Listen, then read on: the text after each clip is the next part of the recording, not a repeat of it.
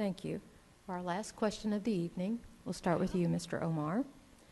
How do you propose to manage growth and improve the lives of those living in the Spring Valley area, both east and west of Central Expressway, and do you have a specific plan for revitalizing downtown?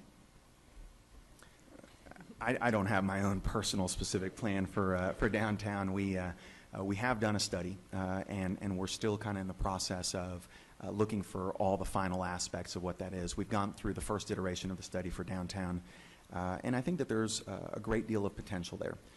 We've got to figure out how to make that area, number one, less traffic heavy, because with all the traffic that goes through there today, there's really no way to do something as grand as we may want to do in the downtown area.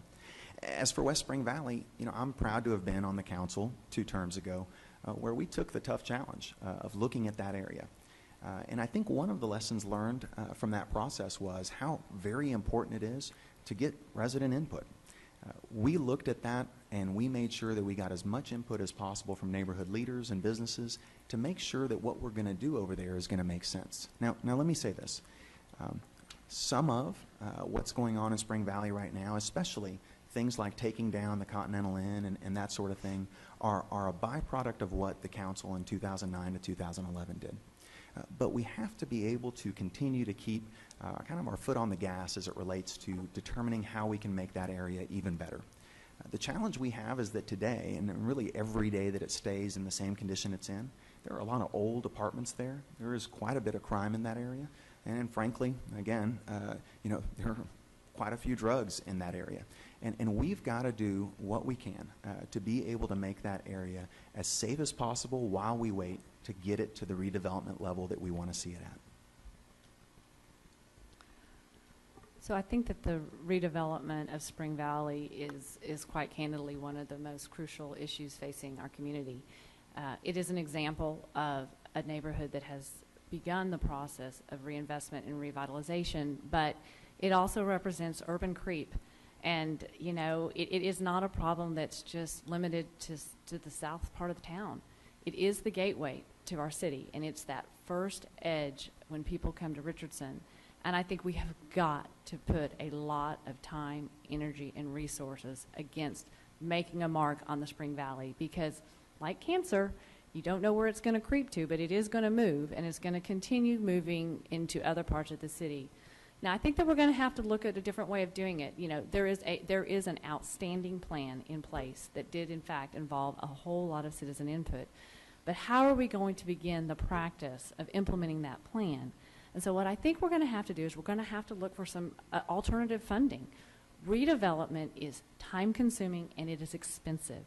And so I think that the only way we are really going to make some progress down there is to bring in outside private funding. We're going to have to look for those businesses or developers who are willing to do a public-private type partnership in order to accumulate what I would consider to be contiguous sections of land so that we can begin doing things like tearing down the apartment complex that causes so many problems there.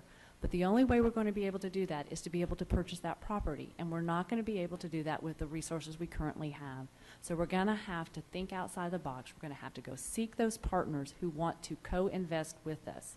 Now, with Main Street, I will quickly answer this in probably the 20 seconds that I have left. I don't think we hear anything more often from residents than what are we going to do about Main Street. We are in the middle of a study, and I will tell you that one of my goals as the mayor will be to put our flag in the ground and say, let's do something. Let's start with Main Street redevelopment. Mr. Omar? At the end of the day, this is going to be about what kind of leader you have at the helm. If you have someone who has a track record of being proactive, being able to get out there and getting people interested in an area, then I think what you see is those changes happening a little bit faster.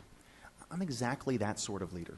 I'm the kind of person that will reach out to developers, that will reach out to investors, that will have those meetings take place and be so much more a proactive aspect of us making that redevelopment happen.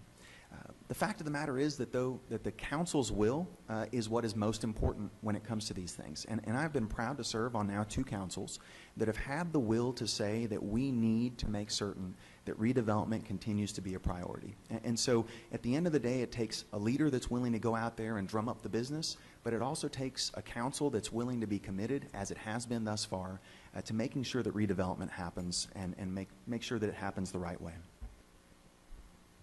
Well, in my rebuttal, I'll give an example of where I have actually been very proactive in going out and meeting with developers before the project even came to the city. There's another redevelopment project that's in the works that's going to be taking place between George Bush and Campbell Road, Palisades. This is going to involve massive redevelopment. And rather than waiting for it to come before the city, the council, I met with the owners of the land.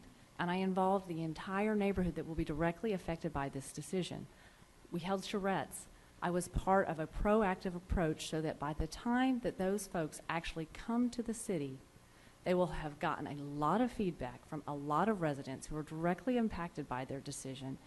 And it will be an example of me reaching out to them to help them understand what it is that we're looking for rather than them presenting something to us and us reacting.